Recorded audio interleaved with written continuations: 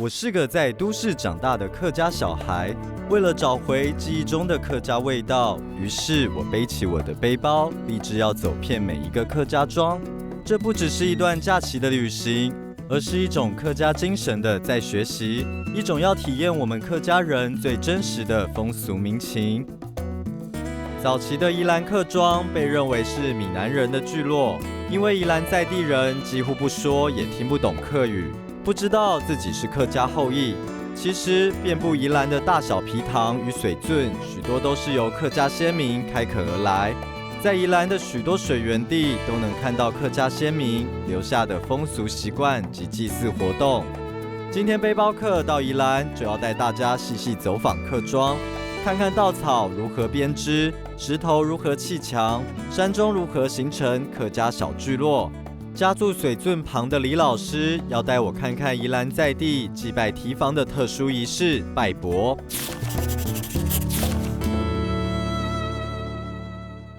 李老师，为什么这里会有一个这个拜伯的习俗？因为以前那个宜兰县啊，宜兰地方都那个河流都乱流啊，乱流以后成灾，对不对？都成灾以后，然后日本时代，然后再做那个堤防，就是补堤防那个补，是不是我现在看到的这个就是对，这是现在在做的，以前都很简陋了所以为了就安全啊，为了自己安全，还有自己的那个信仰啊，也有安慰啊，他才拜伯。就拜伯意思就等于拜那个水神。那这个拜伯的习俗有多少年了？差不多70-80年了。哦，70-80年哦。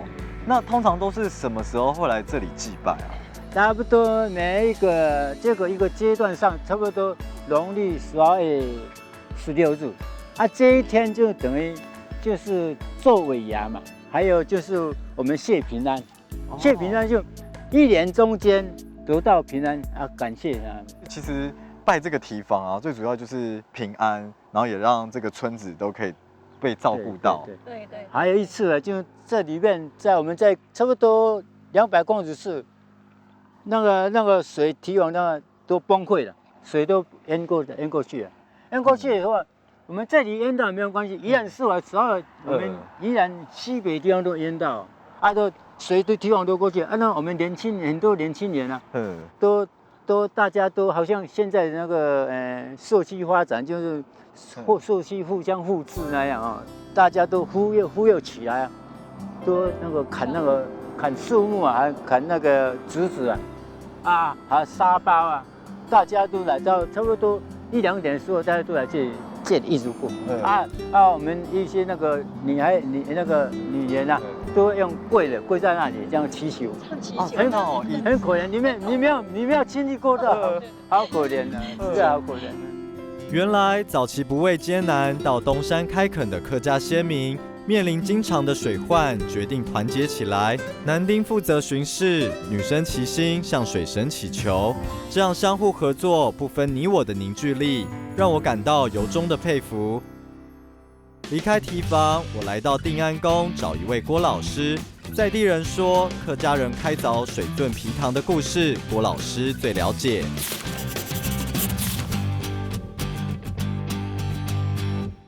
老师，这间庙有几年的历史了？照理来讲我们庙的历史是根据他的移民什么时候到才算起，因为从大陆过来的时候，他一定会带家乡的小神明6寸6的，有的是没有办法的话，就是拿那个香灰用红布包起来拜一拜，转几圈就拿过来，就是这样所以说你什么时候到这个地方庙就开始盖起来了。那比如说这一间庙，假如说真正的讲起来有这么大的规模的话，就是在光绪13年。客家先民迁移到台湾，会带着原乡信仰前来。郭老师说，当年林国宝带着6寸6的妈祖李默娘神像漂洋过海，因为在异乡若能祭拜同姓氏的神明，会格外亲近。林国宝就是当年奉命前来开垦宜兰的先贤之一，因此定安宫才会供奉他的牌位。刚有提到说，这个牌位是来这边开垦的先贤，那这个先贤是谁啊？林国宝、台湾知府杨廷礼弄一个土地政策3级平衡开垦土地。那林国宝他们属于潮州籍的，就是从指北6家来过这边开垦冬瓜山的土地，所以他也算是客家人。他是指北6家的客家人。他来东山这开垦土地，最重要他有一个功劳，就是筑林宝村圳。林宝村圳就是他来的时候，他是林国宝带了很多的家族人，其中有一个叫林秀春，那就取林国宝、林秀春，宝跟村最后面那2个字叫做林宝村圳，是这样。一般客家人来到东山开垦，甚至来到宜兰开垦，都有，因为客家人很会做那个皮圳嘛，他要灌溉，所以他们就有个林宝村圳。郭老师说，东山以前叫做冬瓜山。清嘉庆年间，来自竹北6家的客家先民林国宝，带着林秀春与范阿坚到宜兰建造连接冬瓜山的水圳，分别为林宝村圳跟林吉济圳，到现在都还在使用。我想赶快跟他去看看这2座客家水圳。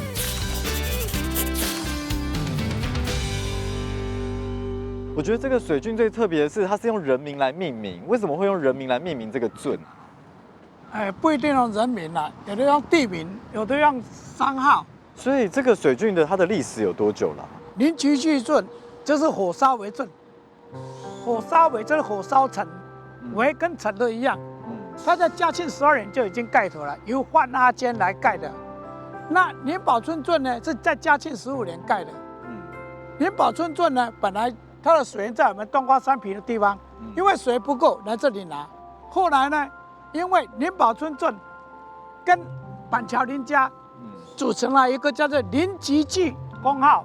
林吉济公号之后呢，就跟火烧为圳买这个权利，就把火烧为圳的名字改为林吉济圳。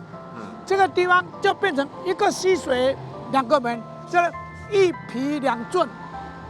那我知道宜兰有很多的水圳，那通常这种水圳啊，有哪些是客家人挖掘的？宜兰的水圳大部分都是客家人挖的，而这些客家人大部分就是西部的，我们常常说水利事业开发者，这客家人是最专长，就像范阿坚，还有林宝村，他们的林国宝他们。范阿坚他们都是专门在开水圳的，因为什么地方有田园的话，没有水都不行。那这么巧，宜兰有很多的泉，有很多的溪水，那就引泉来筑圳，还有引溪水来筑圳，灌溉田园，就是这样。我觉得先民的智慧真的很厉害，然后还流传到现在。你看现在宜兰还是没有水库，也是靠这个水圳拿去灌溉啊，或是民生用水。宜兰呢，就是那个好山好水、好山好水的地方。擅长建造水利设施的客家先民，在宜兰留下许多大大小小的水圳，一直沿用至今，造福当地居民。因此，宜兰不用开凿水库，也能有充足的水源可供民生与灌溉。郭老师接着带我到祭拜三山国王的正安宫。他说，宜兰的许多三山国王庙，就是客家先民在此落脚的具体证明。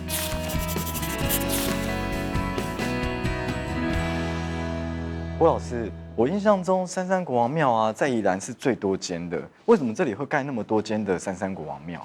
宜兰呢，主事三山国王的有40间，东山就12间，圆山10间啊，以外就是稀稀疏疏的。圆山乡跟东山乡就是标准的闽南客家的聚落，所以三山国王庙特别多。可是我印象中这里的客家人好像并不多哎。宜兰呢，都是造王客的天下。因为从阿造的时候就不会讲客家话，所以很多人都忘记，甚至不晓得自己是客家人。有的知道的话，就说我是客地，啊，是这样。对啊，其实我比较少听到这里路上比较少人讲客家话，所以这里也真的就是忘记他们自己是客家人了。郭老师说，正安宫供奉有当初来宜兰开垦客家先贤的牌位，这些先贤的籍贯是广东，因此称为38粤东先贤。接着，郭老师要带我往神桌下方瞧瞧，看看有没有什么与一般客家庙宇不一样的地方。我记得客家人都是拜龙神，可是这里是拜虎爷，是为什么？因为闽南客家人刚来这个地方的时候，这个地方都是大部分都是活络人，活络人呢就是拜虎爷，虎爷就是第一，因为这边都靠山，虎就是在山上就算是山神，还有第二个虎有生财、发财的意思。那你既然客家人来到这个地方，一定要融入这个社会，所以他们就拜虎爷。哦，因为要入境这里，对，要融入当地的生活，融入当地的，从正安宫虎爷的信仰可以清楚看见，宜兰的闽客文化是相互融合。郭老师说，闽客融合不只从宗教信仰中可以看见，东山当地还有一位说着流利闽南语的100岁客家人黄伯伯。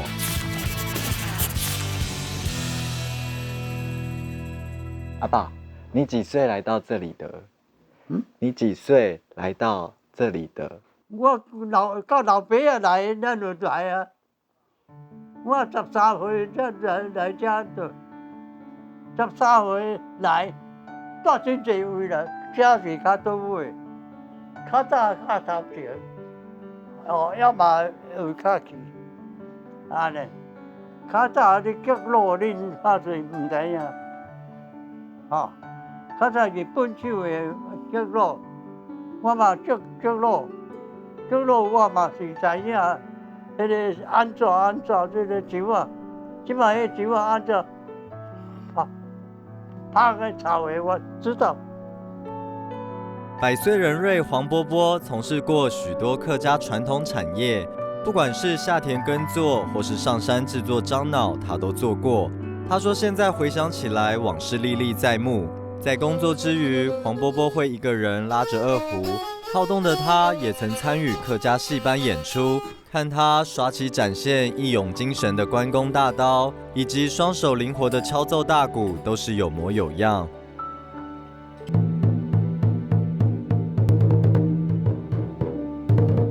从他身上，我看到这一次到宜兰想要找寻的客家长民文化。右手拉着下面，右手拉着上面，你不要捏住它哦，只是架住而已。来，预备，往下拉。哎呦，真的飞出去了。对，你试试看，往下拉，轻轻的就好。轻轻的，然后往下拉，出去了吧？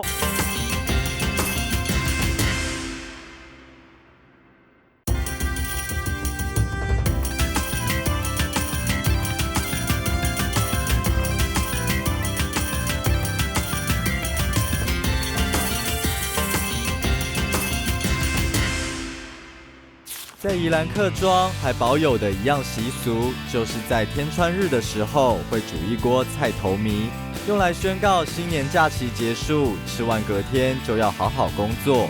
住在东山的阿甘姐说，她小时候就常吃，也会做这道菜头糜。我这就来跟她学学这道传统口味的客家料理。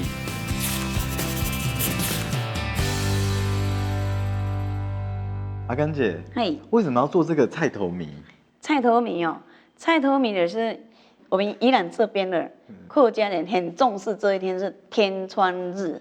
哦，我知道天穿日，就是当客家人为了纪念这个女娲娘娘嘛，然后补天，让这个景象，大地的景象恢复过去，欣欣繁荣。所以客家人在当天是不工作的。对，他们这一天比过年还要重要。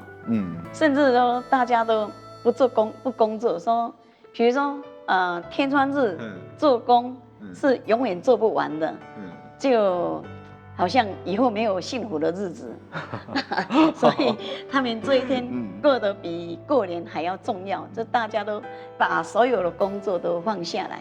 所以这个天穿日就一定要煮这个菜头糜，对，才有意义。菜头就是好彩头这样，好彩头。我是有看到这个菜头糜有好多的食材哦。所以以前也是这么多食材吗？以前的人没有这么多食材，以前就是比较简单，是木耳，还有最顶多是那个蒜头、木耳，还有那个猪肉一点点这样，菜头这样。以前食材那么少，是跟当时的生活环境有关系吗？当然是有关系的。以前的生活比较困苦嘛，没有生活环境比较苦啊，没有那么多钱可以去买材料那么多这样。阿甘姐说，小时候家里生活困苦，会将吃剩的菜都丢进菜头糜煮成一锅。不过现在改良过的菜头糜会加入香菇、豆干等增加香味的食材。把材料都准备好之后，我要跟阿甘姐一起来煮这一道客家料理菜头糜。那这个菜头糜是跟那个谁学的？以前跟我妈妈。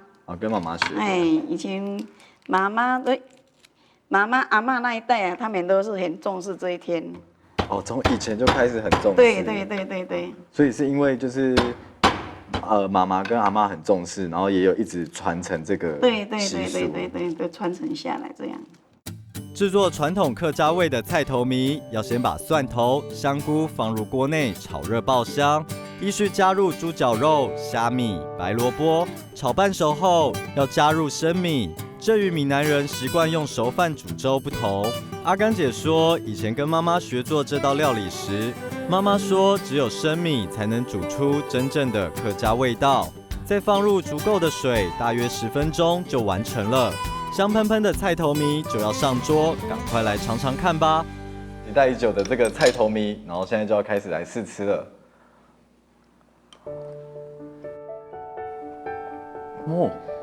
好好吃哦！真的。我终于知道为什么那个阿甘姐啊说要用生米去煮了，因为它煮出来的那个米的香气啊是非常的浓郁的，而且它的那个米香啊跟它的 Q 度都是刚刚好而且那个水分好够哦。就是咬起来是就是因为有一些粥吃起来会太稀，对，或是太干，可是这个其实是刚刚好对，就是用生米去炒的比较好吃。如果你说用电锅去煮起来再混合在一起，就味道就不一样。而且它的那个汤啊，就是有里面所有的食材，所以煮出来的那个鲜度啊是非常的好喝的。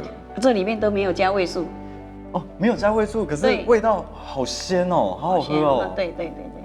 还有那个食材天然的那个所有的味道，把它融合起来，喝起来好香哦。天穿日吃菜头糜这个习俗呢，除了是客家人呢纪念女娲娘娘之外呢，其实我觉得更重要、更有意义的是啊，它也是提醒我们要爱护地球、珍惜地球。那这一天呢，不工作，然后让大自然能得到休息。那其实啊，一家人吃的这个菜头糜，其实很幸福。对。哇，如果每天都能吃到，其实是很开心的。对，好吃又营养又健康。吃完丰富营养的客家菜头糜，我前往宜兰山区的双连埤。对山中客庄历史相当熟悉的彭大姐跟我约在湖边，在美丽的湖光山色的陪伴下，彭大姐跟我讲述双连埤的客家小聚落，当初先民为何决定前来开垦的故事。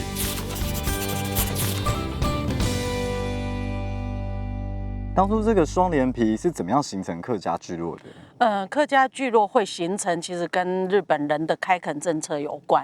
当初的开垦中心的主任中村义角，他在巡视每一个山区的时候，因为日本人他本来要推动这个开垦，要把泰雅人原住民的这个国手的习俗给去掉，也要保护这开垦的农民的时候，他就每一个地方巡视，所以他决定要在这边设开垦中心。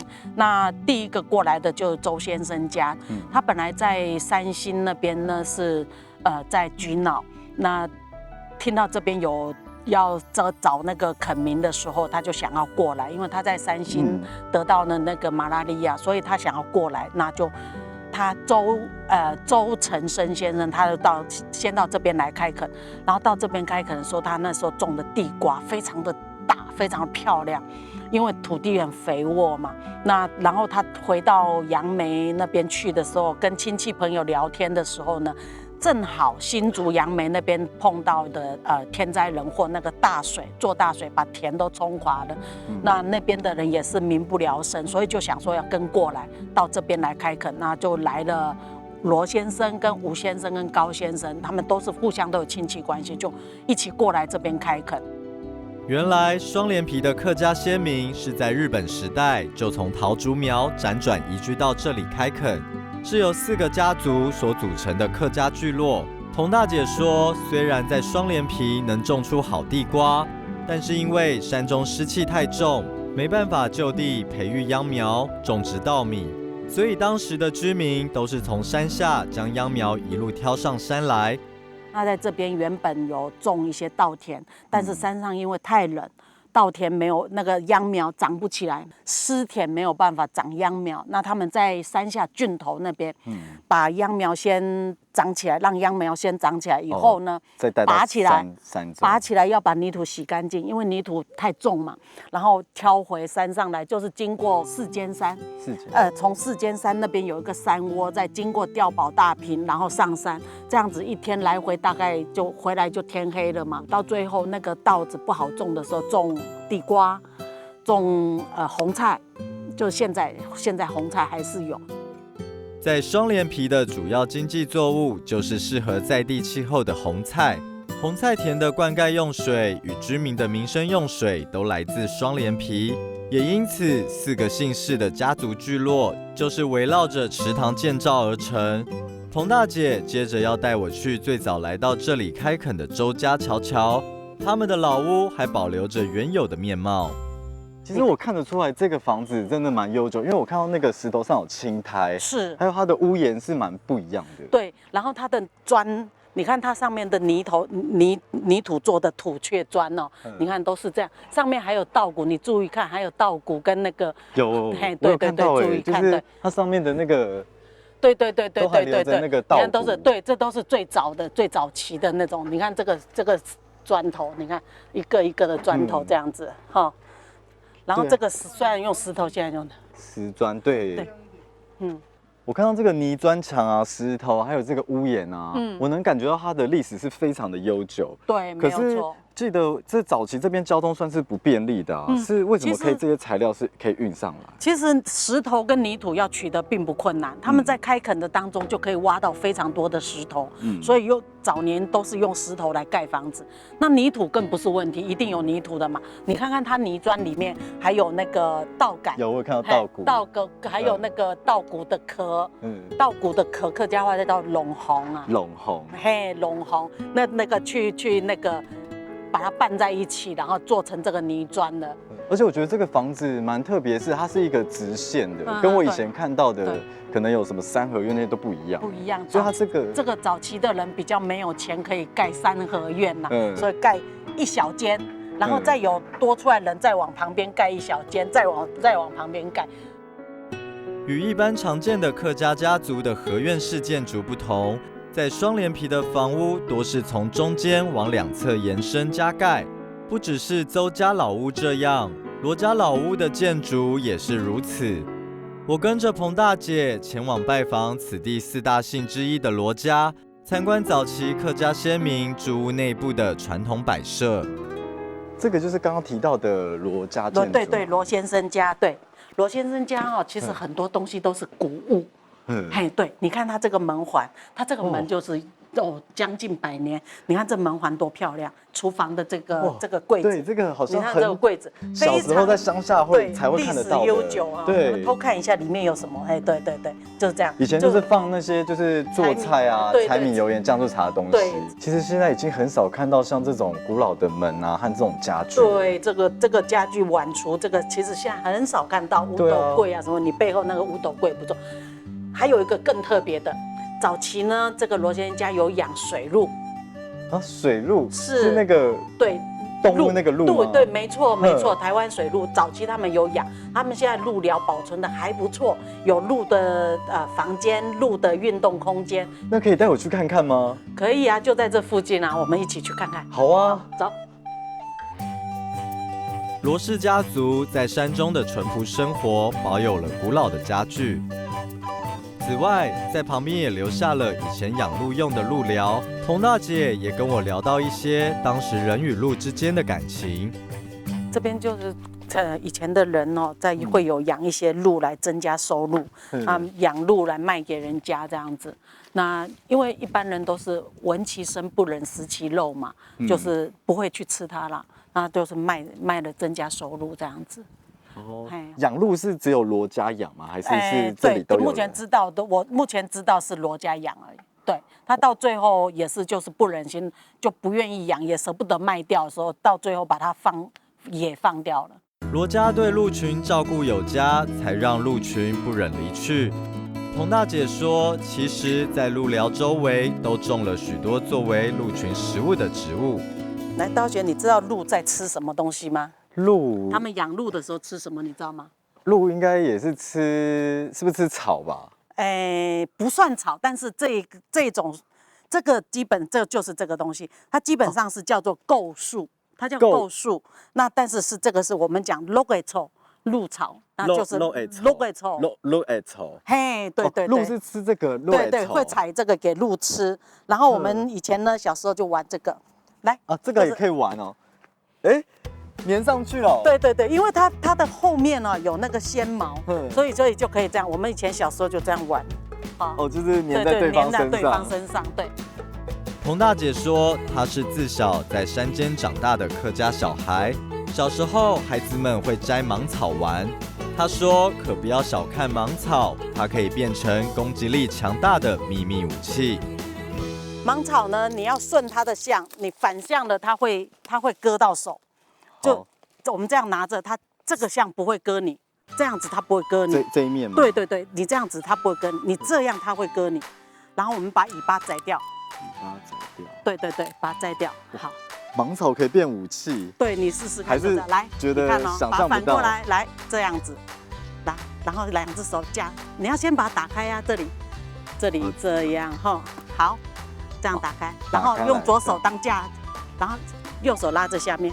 右手拉着上面，你不要捏住它哦，只是架住而已啊。来，预备，往下拉，哦，哎呦，真的飞出去了。对，你试试看，往下拉，轻轻的就好，轻轻的，然后往下拉，出去了吧？哦，走了双连皮一圈，细细体会在地客庄的生活情景，也了解到客家先民到此开垦的历史。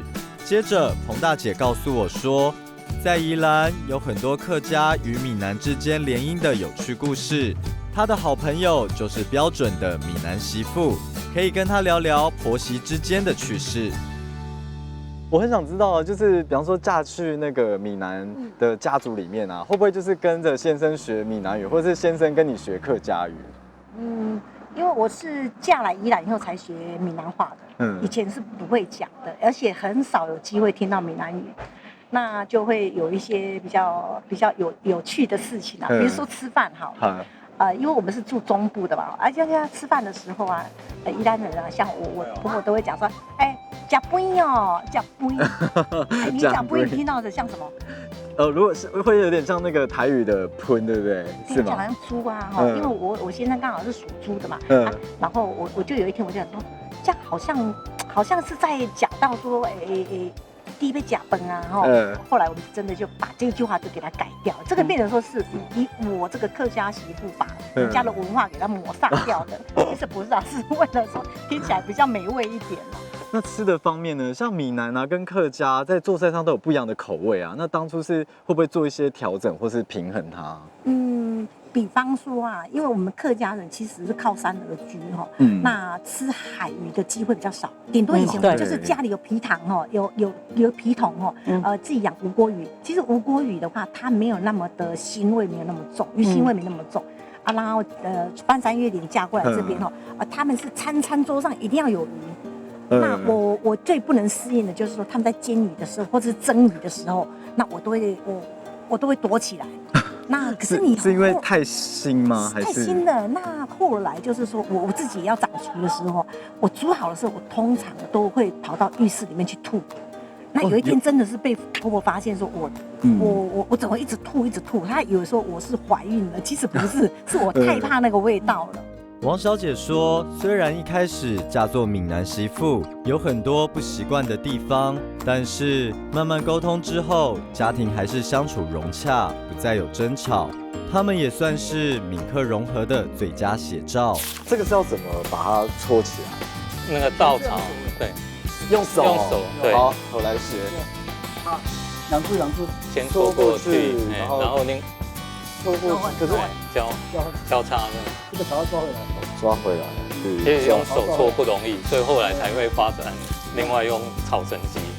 对，要粗的这边放进去，对，粗的那边放进去。放颠倒会断掉，我刚刚放颠倒了，所以其实用机器还是有技巧的。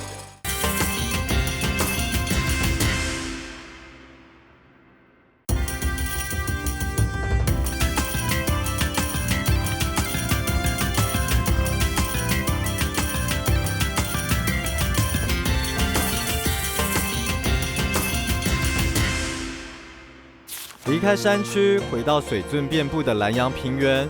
路过珍珠村时，听在地居民说，这里还保有传统客家的稻草编织工艺。早期因为稻草取得便利，常被用来制作成各种民生用具，让我不禁产生兴趣，想要跟这里最厉害的草编达人学学看如何编织稻草。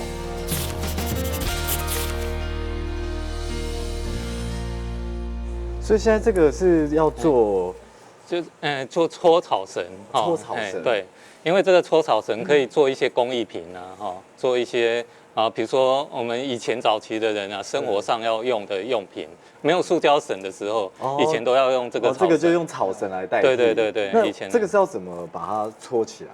那个稻草，对，用手，对。好，我来学。好，两只，两只，这个绳要贴紧，才会转，这个才会走。你看它这个才会转。插过去。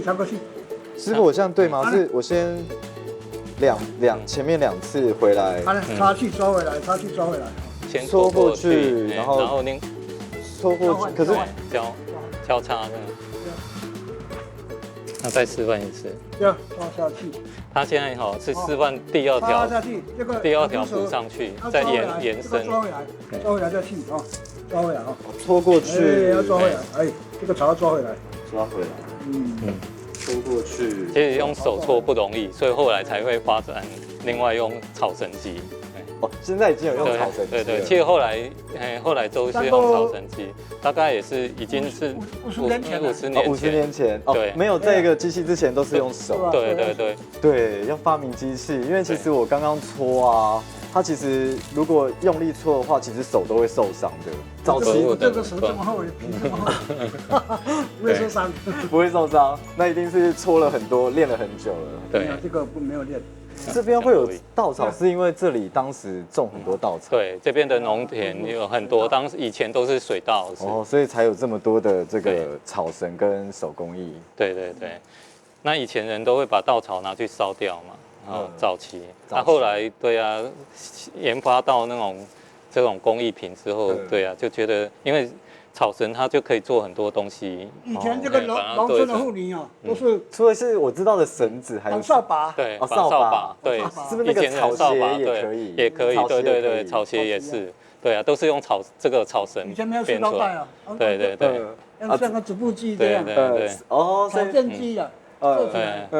所以我们其实我们里面还有草件机，编草件，好像是塑胶袋那个样子啊，它是用草编起来。肥料，对，煤炭，对，装煤炭肥料。比如说里面可以装肥料啊，装煤炭啊，装木炭那些，都是用这个草件，稻草去做成草件。对啊，我没有塑胶袋，我知道是有用竹子，就这个也可以。对，但是大部分其实用这个比较多，因为这个比较简便，因为你稻草以前没什么用，它就做成这个。我就是一个生活智慧，把不用的东西环保，然后用这个把它弄成民生必需品。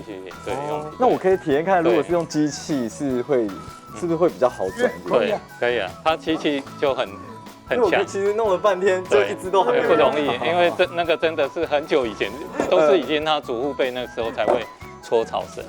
看似简单的2根稻草，我却怎么搓也搓不成一束完好的稻草绳。传统工艺还是需要多年的经验才行。接下来，张大哥要示范如何用机器加上人工来迅速完成坚固的稻草绳。所以现在就是把稻草放进去。是啊，他现在比如说这边放一根，他另外那边也会放一根。就跟刚刚一样，这手工也是要各1根左右。一株就好。1支好，我放看看。这个太大，这个太小，会断掉。哦，会断掉。好，洞太小。好，那现在是就是开启了吗？一边一只啊，是一边一只。哦，它就开始转了吗？这样就形成那个草，然后这边手一卷。哇，好好玩哦！所以它现在是要直接要一直放吗？好，好。接到这一只哈，已经快我要接，好，我来接手。然后下去的时候你要放另外一边，你要颠倒，颠倒，你要放啊，放颠倒会怎么办？都断掉了。啊，那怎么分？是这个？哦，要粗的。哦，放颠倒会断掉。我刚刚放颠倒了，所以其实用机器还是有技巧的。然后颠倒的部分呢，就是它倒过来的，比较是根部这边是颠倒的地方。原以为有了机器要编出稻草绳，这应该就难不倒我了吧？想不到将稻草放入机器的时机，以及选择稻草的粗细，都是一门大学问。我真是学到一课。张大哥说，早期用稻草做成的民生器具非常多，我可以跟他进屋去瞧瞧。哇，其实我不知道稻草原来有这么多的功用哎。对啊，而且它其实跟我们以前先民的食衣住行都是息息相关的。对，以前生活没有塑胶绳啊、塑胶袋的时候啊，都是要用稻草去取代这些东西。对，就是像现在这，你看，如果这个以前的这种，哇，好聪明哦，这个就用草绳，就是把它这样绑起来，代替那个其他的绳子。现在的塑胶绳，对，现在塑胶绳。对，现在有塑胶绳就可能就不需要这个，但是以前人就是要用这样子。以前对啊，以前没有塑胶的时候，这样想到是非常聪明的。对，就像那个塑胶袋也是啊，以前没有塑胶袋，那要用稻草编成这种草件，然后做成这种袋子。哇，过去用这个真的很环保。对啊，就用没有塑胶袋哈，用这个当做那个袋子，这个用掉它自然也会去慢慢随时间。对啊，而且取之于自然，用之于自然。对，虽然一根稻草很简单，但是它每一个部位做成什么样的工艺品，其实是都要挑选的不是说随便一个稻草就做成。要有那个材质要挑过，否则它其实做出来会做不好。对。除了过去的民生器具之外，其实草编的工艺可以千变万化。张大哥说，宜兰珍珠的草编作品相当精巧细致。他挑了一件作品，但我看来看去，却怎么也想不透它的用途是什么。一看知道这是什么东西吗？这应该是放在树上，所以是鸟巢吗？对，这就是要喂食鸟巢的那种喂食器。哦，这是喂食器哦，我以为就放饲料在里面。对，鸟就像比较小的那种，比如说绿袖眼啊，那种画眉鸟啊，它就会跑过来。对，这是丰收椅。也是整个用稻草做的丰收椅哦。对，稻草通常就是一根是断的，所以这做下去不会垮掉好，那我试看看哦。像那筷子一样啊，团结力量。好，团结力量大。好，试看看。它做起来其实因为有稻草，其实有一点弹性。哇，这个叫丰收椅。对，丰收椅是希望丰收。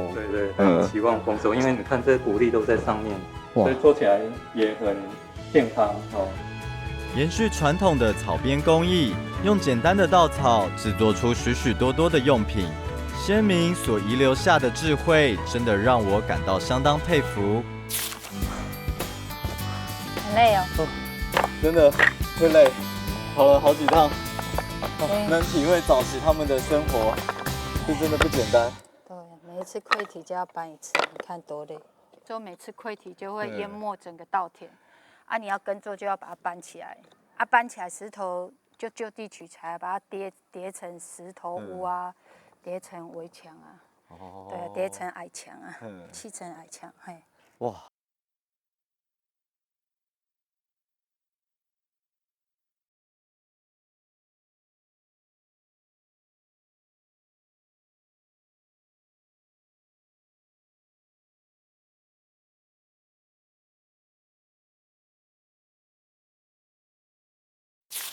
离开宜兰之前，我到了梅花湖畔的德安村，这里有着许多用石头堆砌而成的围墙。沿着围墙往里面走，我看到一口非常大的池子。当地人说，这个池子对德安村的意义重大。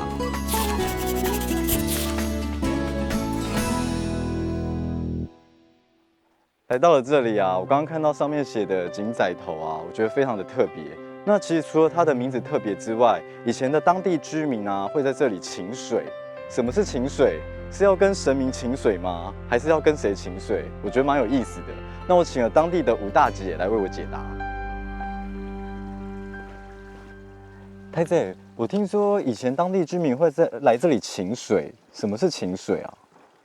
其实早期德安村的村民就是靠这一口井在生活，不管是饮水用的，或是盥洗的，或是洗衣服的，都是靠这一口井在生活。那所谓请水，就是这边有一句俚语叫做“生也是井仔头，死也是井仔头”。为什么这样子说？就是像我们小孩子生的时候啊，不是要提水回去烧水帮他盥洗嘛？对。然后人往生了以后啊，然后那个棺材回来的时候啊，我们就要来请水回去，然后帮大体盥洗、清洗这样子。哦，那其实这口井是跟这个村是有非常重要的连结，对，什么水都是来这里取。对，因为早期这边的生活很困苦，它所有用水、日常用水、民生用水都是靠这一口井的。那这个水是山泉水吗？对，这个是汇集山上的水到这边，然后它自然冒出来的水。那这口井从什么时候开始就有了？这个听老一辈子讲啊，从清朝的时候就有了。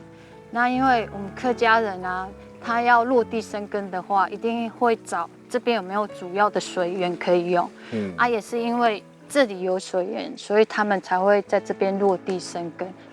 我是听说这里还有另外一句谚语，叫是“拱高搬九桃”，就是那个憨猴搬石头，是有这句谚语吗？对啊，有啊，就是比喻这边的居民啊，这边的客家人很傻，明明在这边很困苦啊，生活很困苦，为什么一定要留在这边？就像他只有这一口井，他们要日夜排队要来提水才有水用。然后就像每一次下大雨的时候，这边的堤防会溃堤，溃堤洪水进来的话，石头就会淹没整个村庄，也会淹没他要耕作的稻田。然后他们要耕作就要搬一次石头，每一次溃堤就要搬一次石头，就好像我们人搬石头不是很像猴子一样嘛？对，所以就笑这边的人为什么像猴子那么傻一样，一直在搬，一直在做同样的工作这样子，为什么不迁移这样子？哇，这里常常溃堤，那为什么不搬走呢？因为这就是客家人的坚持跟那个勤俭持家的理念吧。因为他就已经落地生根了，好不容易找到一个有水源的地方，他也不想搬走。对，那早期这边其实是很溃瘠的土地，它只能种茅草而已，所以这边有一个地名叫茅埔尾。那以前全省各地要盖茅草屋啊，都要来这边买茅草这样子。那有一句俚语可以形容这边的生活是有多困苦就是宁愿把女儿剁去喂猪母，也不愿把女儿嫁来这边，就可以知道这边的生活多么困苦。有这么刻苦对，这是真的，真的是这样子听完吴大姐讲的故事，真的能够体会到客家先民不向恶劣环境低头的坚韧毅力。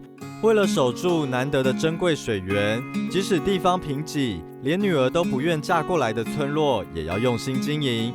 在地居民团结一心，一旦堤防溃堤，就赶紧将冲进田里的石头搬走，砌成石头墙。